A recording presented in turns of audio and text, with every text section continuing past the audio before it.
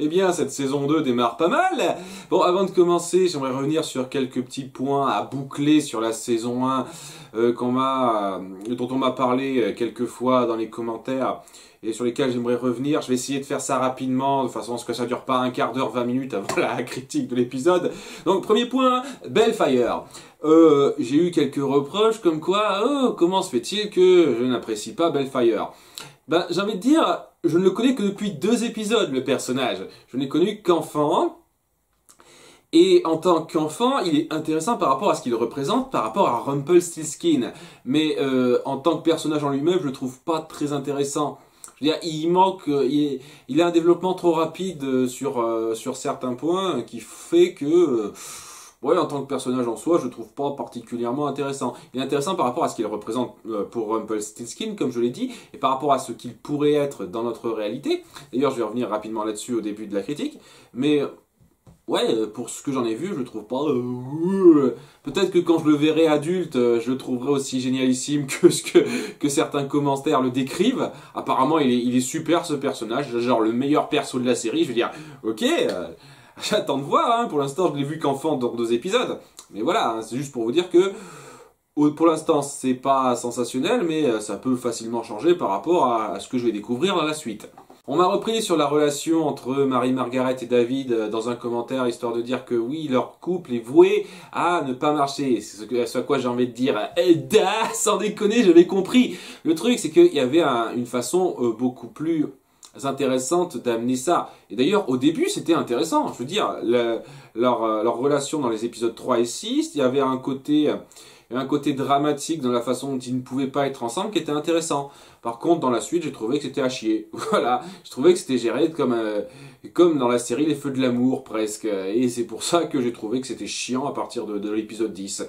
Voilà, j'ai compris le principe, hein. C'est un commentaire qui m'a dit ça. Je veux dire, ouais, mais le truc, c'est comme ça que c'est censé marcher. Je veux dire, oui, j'ai compris que c'est censé marcher comme ça, comme le fait que par rapport à la malédiction, ils peuvent pas se retrouver ensemble. J'avais compris le principe. Merci. Ok, on n'a pas arrêté de défendre l'épisode 1 là-dessus, et je vais essayer de pas trop m'étendre plus que je ne le devrais à ce niveau-là, mais je suis désolé, j'ai vu l'épisode 1, je me le suis revu une 2e fois. Et pour moi, il est clair et net que dans ce qui était prévu dans l'épisode 1, il n'était pas particulièrement prévu que Regina aime son fils adoptif. Je trouve rien qui appuie ça, et la fin, pour moi, est évidente, claire et forte. Pour moi, cette scène de fin, où le dernier face à face, tête à tête entre Regina et Emma, pour moi, c'est le pivot de cet épisode 1. C'est-à-dire, ouais, c'est le moment où Emma n'a pas arrêté de dire il faut que je parte, il y a juste lui qui me retient, mais bon, il a quand même une vie, etc. Faut pas que j'interfère. C'est cette discussion avec Regina qui lui dit d'abord bon, excusez-moi, mais vous l'avez abandonné, il est à moi, pas à vous, allez vous faire foutre. Grossièrement, bien entendu. Et où la dernière chose que demande Emma, c'est est-ce que vous aimez Henry? Et où elle répond bien sûr que je l'aime. Et c'est ça qui lui fait lui dire, on a un gros plan sur Emma qui lui fait se dire d'accord, je vais rester. Voilà. Je suis désolé, pour moi c'est évident, clair et fort que ça insinue que Emma vient de comprendre plus ou moins grâce à son don qu'elle ne croit pas magique, mais étant donné que c'est la seule restante du pays des contes de fées à avoir conservé une certaine magie en elle, ça me paraît un peu évident que c'est un pouvoir magique, qu'elle a compris que Regina mentait à ce niveau-là, et c'est ça qui l'a influencé pour rester. Pour moi, c'est tellement évident, tellement direct, tellement fort, que tous ces gens qui viennent me dire, qui essayent de justifier qu'en fait non, depuis le début Regina aime Henry, j'ai vraiment pas l'impression que c'était le cas dans l'épisode 1, hein. Il n'y a absolument rien pour appuyer ça. La seule justification que j'ai trouvée acceptable, c'est le fait que quand quelqu'un a dit oui mais dans l'épisode 1 a été fait bien avant le reste de la saison et il y avait pas mal de trucs qui n'étaient pas prévus et ils ont écrit un petit peu le gros du scénario un peu après. C'est pour ça qu'ils avaient peut-être pas prévu certains trucs. Par exemple, en ayant revu l'épisode 1, je me suis bien rendu compte que Blanche-Neige disait que Regina lui en voulait parce qu'elle l'a trouvée plus belle qu'elle. Donc comme dans le conte original, alors qu'en fait c'était pas du tout ça. Voilà, c'est ce genre de truc, oui, l'épisode 1 a été fait sans trop penser en détail à la continuité avec le reste de la saison. C'est très dommageable. Et je suis désolé, moi, toutes les justifications comme quoi, on voit bien dans l'épisode 1 que Regina elle aime son fils, non, je le ressens, mais pas une seule putain de seconde, quoi. Vraiment pas une seule putain de seconde. Cela étant, vous savez quoi? J'arrête avec ça. J'en ai suffisamment parlé. Dernière fois que j'en parle, on va partir du principe que l'épisode 1 s'est planté et faut plus en reparler. D'accord, Regina aime sincèrement Henry, son fils adoptif. Très bien, j'accepte. D'ailleurs, ils vont essayer sans doute de la rendre rachetable avec ça. J'y crois toujours pas, mais bon, j'imagine que j'imagine qu'ils ont amené ça de façon acceptable vu le nombre de personnes qui essayent à tout prix de défendre le fait que Regina aime profondément Henry, donc j'imagine que ce sera bien amené, mais oui, je trouverai toujours qu'il y aura un problème de cohérence par rapport au premier épisode, et même une bonne partie de la première saison, mais bon, vous savez quoi, je vais pas m'acharner sur ce détail encore et encore. Dernière fois que j'en parle, promis, voilà, je ne ferai plus allusion à ça, je pars du principe que Regina aime sincèrement Henry. Et dernière chose, vu que je ne me suis attaqué qu'à des points que je considère comme négatifs dans la série, on va quand même essayer de contrebalancer un petit peu ça en partant sur un point que pas mal de gens n'aiment pas et que moi je trouve positif. La fée bleue. J'ai eu pas mal de commentaires disant à quel point ils l'appréciaient pas en la traitant de certains noms. Et vous savez quoi? Moi je trouve que c'est un personnage intéressant.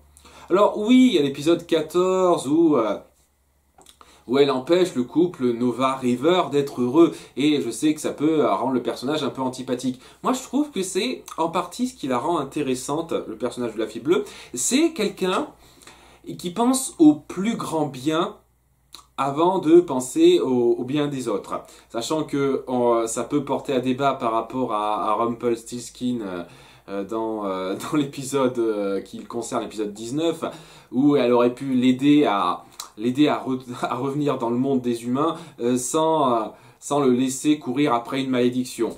Sachant que, d'après ce que j'ai lu aussi, ça c'est des commentaires qui tendent à dire que ouais, il y avait des tonnes d'autres moyens de passer du monde des contes de fées à notre monde qui était beaucoup moins perché que la malédiction de Rumpelstiltskin.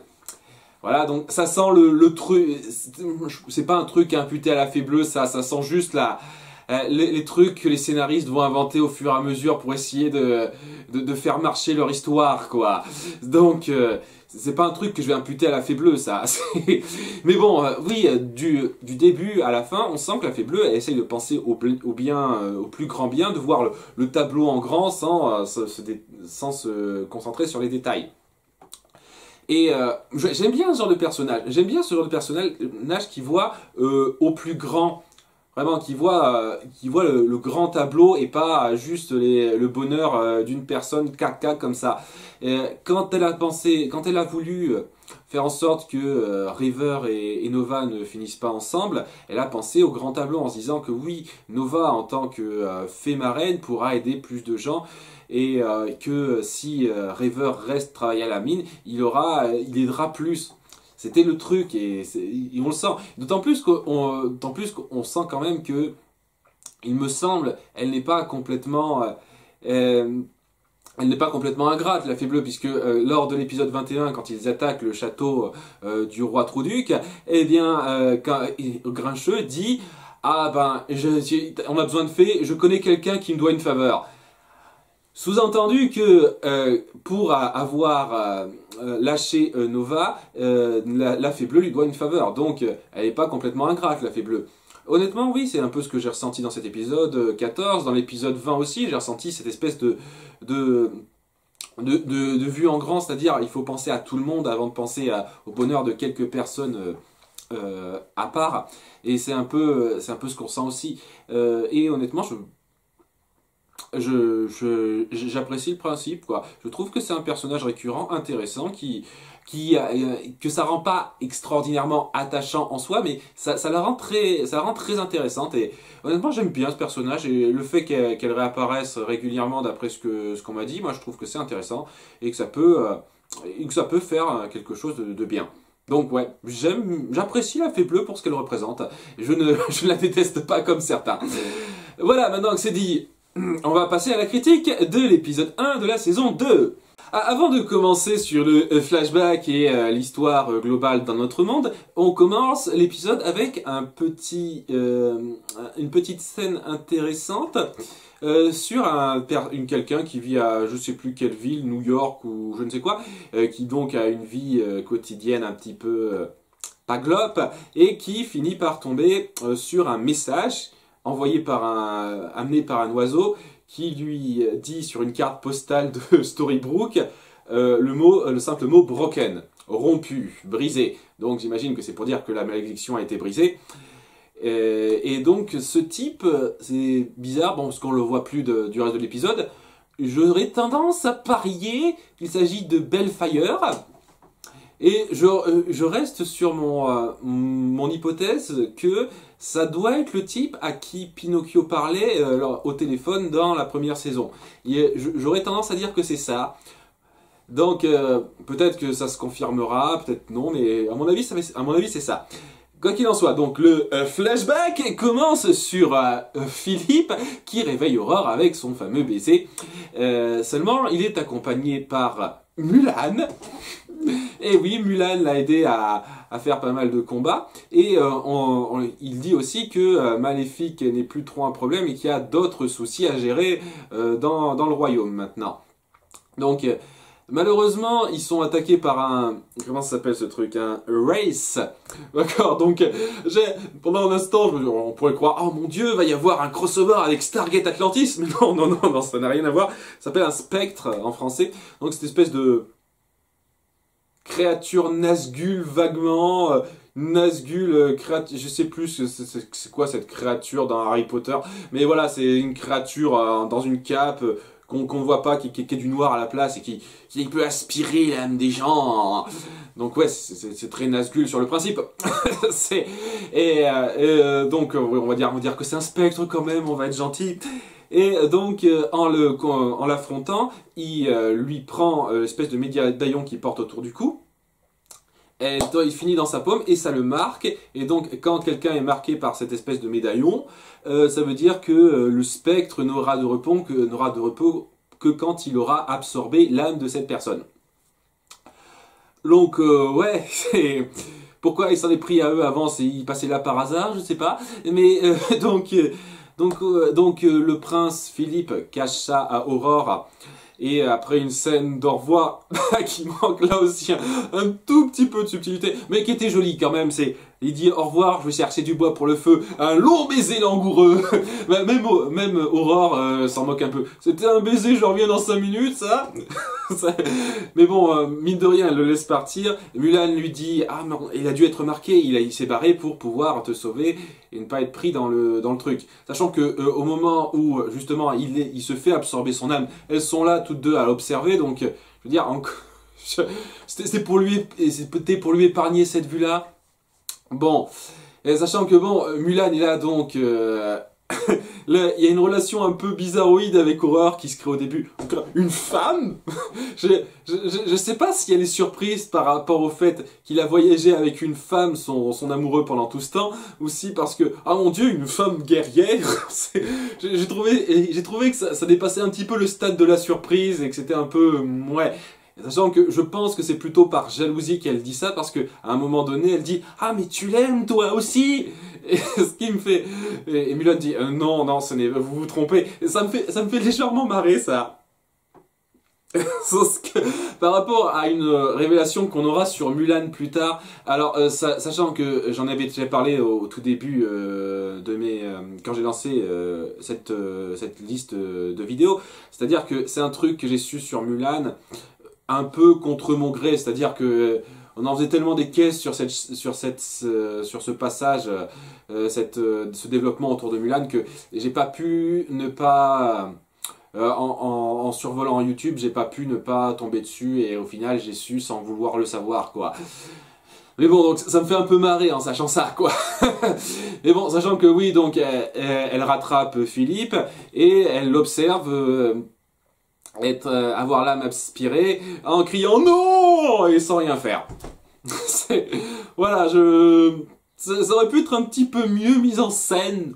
Histoire de dire, mais quoi qu'il en soit, ouais, c'était une scène, c'était pas trop mal. Ça a essayé de faire pas mal de petits trucs intéressants et puis ça a maintenu comme il le fallait le petit suspense par rapport à la rebondissement de fin que je vous garde pour la fin, même si je suis sûr que la façon dont je l'ai présenté, vous l'avez peut-être un peu deviné. Donc dans notre monde à nous, on suit juste l'après-coup du nuage de fumée violet qui vient d'ensevelir la ville. Et donc là l'épisode fait ce que l'épisode final de la saison 1 aurait dû faire, c'est-à-dire ça prend le temps de mettre en place pas mal de choses. C'est-à-dire que là, il y a toute une scène qui dure 5 bonnes minutes de retrouvailles avec Blanche-Neige le prince, avec Ruby et sa grand-mère, et puis les 7 nains qui sont là. Il y a tout un moment quoi, plutôt joli où ça prend le temps de montrer ces retrouvailles. Et puis il y a tout le passage où il retrouve Emma, qui est très joli. Blanche-Neige qui la prend dans ses bras, et puis le prince qui à son tour. Je veux dire, c'est plutôt joli. C'était très touchant à ce moment-là. Et ils prennent le temps de laisser ça se poser. Ils se passent, paf, on passe à la suite. Et il y a même Henri qui vient et dit, qui s'adresse au prince en disant grand-père, ah, oui, oui petit, c'est moi.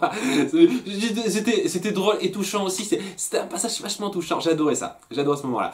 Mais bon, à un moment donné, il faut bien qu'ils se disent, ah, mais qu'est-ce qui se passe? Voilà, il y a Faibleux qui arrive, qui dit, ah, qu'est-ce qui se passe? Qui dit, ah, la magie est revenue.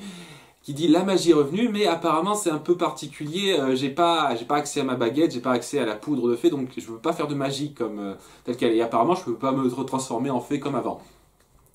Ce qui me laisse me dire, alors, étant donné qu'ils restent dans l'état dans lequel ils sont, c'est-à-dire les nains restent des gens de taille normale et les fées apparemment restent des personnes de taille normale, apparemment sans pouvoir se transformer en petites fées. Je tendance à me dire que ouais, apparemment Pinocchio va rester une marionnette. Ça a l'air d'être parti pour ça. Ce qui rend d'autant plus dommageable la fin de l'épisode 22 autour de lui. Sachant que si ça se trouve, ce sera pas le cas, si ça se trouve il va redevenir humain. J'espère qu'ils essaieront de donner une petite explication à ça, à part que ah ta gueule c'est magique. Mais bon, ok, c'est pas trop gravissime. Donc première chose qu'il doit faire, c'est empêcher la foule en colère, dirigée par le Dr Well, c'est ironique ça, d'aller trucider, d'aller mettre Regina au bûcher. Non, assez ironique parce que donc le Dr Well, et ça honnêtement ça m'embête un peu. Là, il y a une chose que je regrette, c'est d'avoir fait des recherches là-dessus, de savoir que Dr Well est le Dr Frankenstein, parce l'épisode essaye de maintenir le suspense. Le prince charmant ne sait pas de qui il s'agit. Apparemment, il y a pas mal de gens qui ne savent pas de qui il s'agit en fait. Et donc c'est un peu dommage. J'aurais pas dû faire ça. J'aurais pas dû faire de recherche sur lui. Mais cela étant, en sachant que c'est le docteur Frankenstein, je trouve ça très très ironique que ce soit lui qui mène une foule pour aller mettre une créature au bûcher. Regina pense pouvoir se frotter à eux, mais elle a pas exactement récupéré ses pouvoirs. La magie est revenue, mais elle n'a pas encore ses pouvoirs magiques. Donc, manque de chance, mais pour suivre les vœux de son fils Henri qui maintenant commence à montrer un peu d'affection envers Regina, Ouais, ça, comme je l'ai dit, jamais il ne l'a fait durant toute la saison 1, mais apparemment, étant donné qu'ils veulent essayer de créer un espèce de lien, de lien avec Regina maintenant, je suis sûr qu'ils vont essayer de faire en sorte qu'ils se rapprochent un petit peu et qu'ils aient des liens mère-fils adoptifs à ce niveau-là. Pour suivre les vœux d'Henri, Emma, aidée par Blanche-Neige et le prince, dit que c'est pas comme ça qu'il faut faire, que c'est pas en se comportant comme ça que ça va arranger les choses, en montrant de compassion, et en montrant de la compassion, et en l'enfermant. Voilà, donc, une compassion qui va leur revenir très vite dans le cul, hein, sans vouloir être vexant. Ouais, c'est un truc, là, c'est personnel, c'est tout à fait personnel, ça. Je suis pas fan des histoires où on montre quelqu'un faire preuve de compassion et faire en sorte que ça lui retourne dans la gueule, quoi. Surtout juste après. C'est histoire d'envoyer le message. Eh ben, vous savez quoi, la compassion, ben c'est nul, hein. C'est pas comme ça qu'il faut faire. Et même si c'est vrai dans la vie, dans l'absolu, j'ai envie de dire, faire preuve de compassion envers les gens, ça vous aidera pas toujours, et des fois. Il faut être cruel pour arriver à quelque chose. C'est vrai, malheureusement, dans la vraie vie. Et je trouve ça déprimant de laisser passer un message comme ça dans une histoire fictive. Surtout dans une histoire fictive autour des contes de fées, ça me... C'est un détail à la con, et honnêtement, j'aurais peut-être pas dû... Voilà. Bon, quoi qu'il en soit, il essaie, en réfléchissant un peu à comment régler tout ça avant d'aller voir Monsieur Gold. Il y a une autre scène que j'aime pas des masses autour d'Emma et de Blanche-Neige et le prince. Alors, au début, j'ai rien contre cette scène, c'est Blanche-Neige veut discuter avec Emma de choses et d'autres, parce que voilà, et ils viennent de retrouver leur fille. Il y a énormément de choses qui se sont passées. Il est bien entendu qu'il y a une discussion à avoir, mais il m'a dit non, pas tout de suite, j'ai pas envie, parce que vous savez pas, pendant 28 ans, j'ai cru que mes parents m'avaient abandonné, et puis il y a tout ça, et au début, tu te dis, ok, elle est complètement dépassée par les événements et je comprends qu'elle ne veuille pas en parler tout de suite. Mais après, elle nous balance le truc, comme quoi, vous m'avez abandonné quand même. Je veux dire, non, on a fait en sorte que tu puisses te souvenir, que tu puisses nous sauver, mais voilà, vous avez quand même abandonné et vous avez pas voulu que je sois ensemble. Qu'est-ce qui aurait été mieux pour moi, que je sois avec vous en étant maudite, ou que je ne sois complètement éloignée de vous sans être maudite? Je ne sais pas. Et moi je veux dire, va te faire foutre, connasse. C'est le plus... Justement, le fait d'être maudit, t'as pas compris le principe encore. Le fait d'être maudit, c'est de ne pas pouvoir être avec ceux que tu aimes. Donc même si t'avais été maudit avec eux, t'aurais pas été avec eux, vu que t'aurais sans doute vécu une vie... je ne sais pas, miséreuse avec d'autres personnes qui te traitent mal, et sans pouvoir voir ta mère et ton père et sans savoir que c'est eux. Alors va te faire foutre avec ton truc, hein, vous m'avez abandonné, bande de connards. C'est toi la connasse tout de suite là. Sérieusement. Bon, j'exagère le trait, bien entendu, c'est pas ce qu'elle dit, mais elle l'insinue très légèrement, et j'ai pas aimé ce passage là, quoi.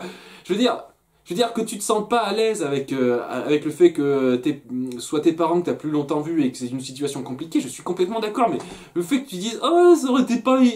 Est-ce que ça aurait été plus mal que je sois avec vous, même maudite ?» Je veux dire « Non, non. Va te faire voir, c'était quoi ce truc-là, Emma ?» Excusez-moi, c'est détail. C'est pas gravissime en soi, c'est juste qu'ils sont allés trop loin dans cette scène. Vraiment trop loin. Et ça m'a assez déplu. Donc, ils viennent voir Rumpelstiltskin pour leur demander ce qui se passe, et Rumpelstiltskin leur dit « Ouais, d'accord, vous en m'en voulez, mais au final, votre fils va mieux, la malédiction est rompue, alors vous devriez peut-être me dire merci. » Non, t'y es absolument pour rien, mec. Je veux dire, c'est même pas de la manipulation intelligente ou quoi que ce soit, c'était juste... tu t'octroies les mérites pour un truc dont tu n'es pas du tout responsable. La chose qui a fait que la malédiction soit rompue, c'est le fait que Henri était empoisonné par Regina et que Emma l'ait embrassé, et grâce à son baiser d'amour sincère, ça ait réveillé la ville. Rien de ce que tu n'as fait,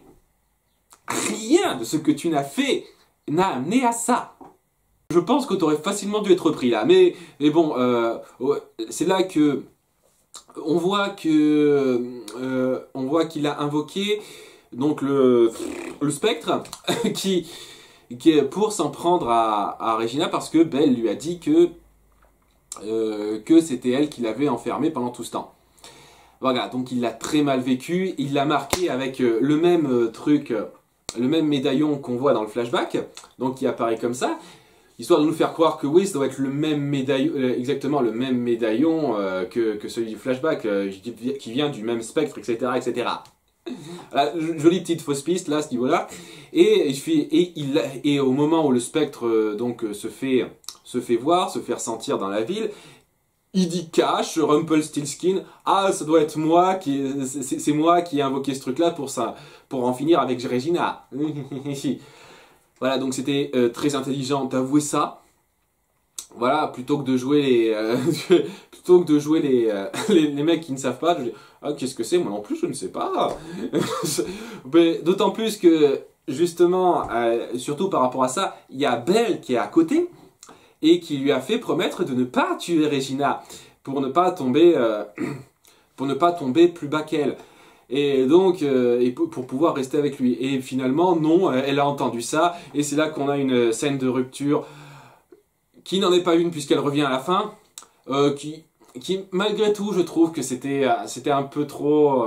ça manquait de subtilité, mais c'était pas trop mal. C'était pas trop mal la fin avec Belle et Rumpelstiltskin où elle dit « Ok, je sais que tu peux tomber très mal et que tu ne vaux pas, et que tu penses que tu ne vaux pas mieux que Regina, que tu es un méchant, mais c'est pour ça que je suis là, c'est parce que je t'aime et que j'ai le sentiment que je peux t'aider à être mieux. » Voilà, elle le dit pas comme ça, mais c'était pas mal fait, cette scène de fin entre deux, et honnêtement, j'attends de voir comment ça va se dérouler.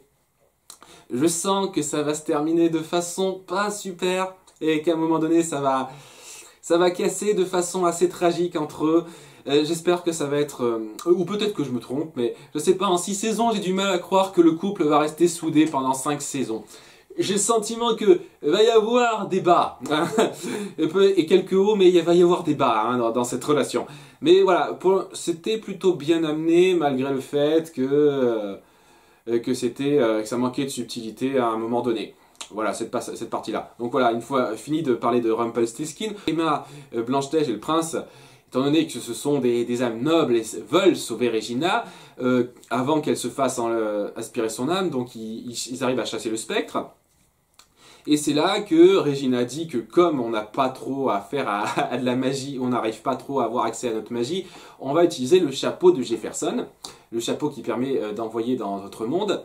Et c'est là qu'il y a un passage que j'ai trouvé un peu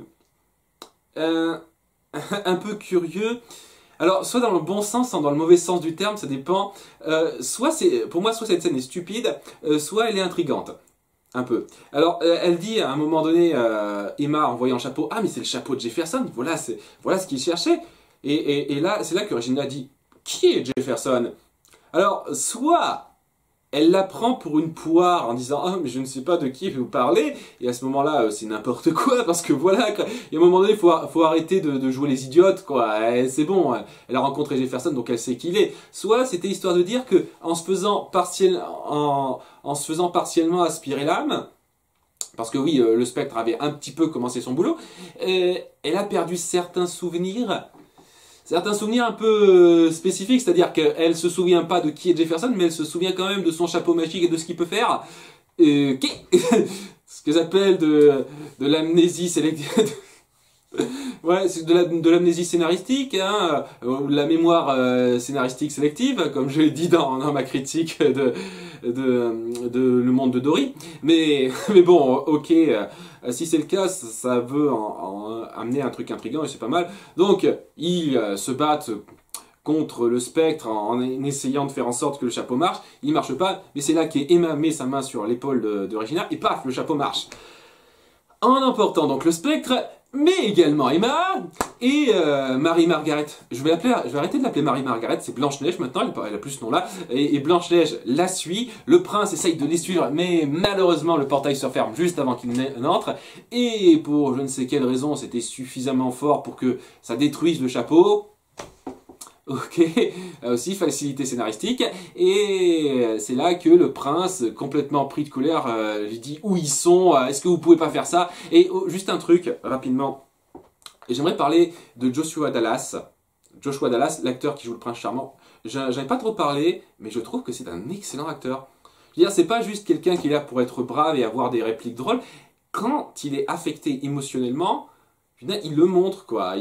On sent la peine. Au moment donné, à ce moment-là, quand il voit qu'il a perdu sa fille et sa femme, il montre très bien la colère couplée à la tristesse. Je veux dire, c'était bien foutu, là. Et je veux dire, même dans des moments que j'ai détestés dans la saison 1, comme le moment où il révèle à Mary Margaret que oh, je t'ai vu en flashback dire que tu vas tuer quelqu'un. Et même si c'est stupide cette scène, il joue très bien la tristesse à ce moment-là. Il est très doué pour jouer la tristesse, cet acteur. Et jouer tout le reste. Vraiment, hein, je le dis, hein, j'arrête pas de le dire, c'est un excellent casting et je le pense sincèrement. Mais oui, malheureusement, donc il essaye de faire parler Regina, mais tada, en étant touché par la main magique d'Emma, Regina a retrouvé sa magie cette fois, pour de bon. Et donc elle s'apprête à être tout à fait je vais te tuer prince, maintenant c'est moi qui vais gouverner ça. Voilà, à nouveau un très rachetable comme personnage, mais c'est là que Henry dit si tu fais ça je vais pas être content. Et tant que ma mère et ma grand-mère seront piégées, je ne te parlerai plus.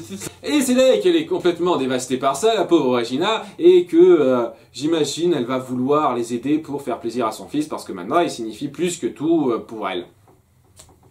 Voilà, donc voilà, méchant récupérable maintenant, hein, bien sûr. Évidemment, c'était amené de façon tellement subtile. Mais voilà, le truc c'est que, d'après ce que Regina a dit, tout le monde des contes de fées qui a été emporté dans le monde réel n'existe plus, a été réduit en poussière apparemment, ou un truc comme ça. Donc, où est-ce qu'ils peuvent être? Et c'est là que, rebondissement de fin, dans le flashback, Aurore et Mulan, pleurant la mort de Philippe, assistent à un étrange phénomène magique, et c'est en fait Emma et Blanche-Neige qui viennent d'arriver dans le monde des contes de fées. Parce qu'en fait, comme Mulan le dit, le monde de contes de fées a été touché par le maléfice de Regina à un certain endroit, mais tous les royaumes aux alentours n'ont pas été touchés. Ou si, ils ont été touchés, mais pas de la même façon. Ils ont été pris dans un espèce de sommeil éternel. Comme Aurore, en fait. Hein. Le parallèle est là, il est bien. Et pendant 28 ans, jusqu'à ce que Emma arrive et fasse rebouger le temps. Voilà, donc, un bon rebondissement. J'ai bien aimé ce truc-là. Ça laisse clairement présager donc que maintenant les flashbacks sur le monde des contes de fées ne seront plus des flashbacks, mais qu'on va suivre en parallèle Emma et Blanche-Neige qui vont essayer de retourner à leur monde, ou juste qui vont essayer de faire retourner les autres à ce monde-là, ou d'aider le monde, ou je ne sais pas, toute leur péripétie dans le monde des contes de fées à Emma et Blanche-Neige, pendant qu'on suivra David et tout le monde de Storybrooke qui va essayer de s'en sortir, notamment David qui va essayer de trouver un moyen de faire revenir Emma et Blanche-Neige. Voilà, donc c'était très bon rebondissement, ça laisse présager pas mal de moments intéressants. J'espère qu'il y aura quand même encore de temps en temps des flashbacks. Par exemple, comme je l'ai parlé, la façon dont le prince charmant et Blanche-Neige vont récupérer leur royaume. Je veux dire, ouais, j'espère que ça va pas être « Oh, c'est bon, maintenant on est ensemble, on va pouvoir tout faire pour récupérer nos royaumes. » Et puis, paf, il s'est avéré qu'au bout d'un moment, on a réussi. Comment, pourquoi voilà, on laisse ça libre à l'imagination du spectateur. J'espère que non, j'espère qu'il y aura des flashbacks là-dessus, par exemple.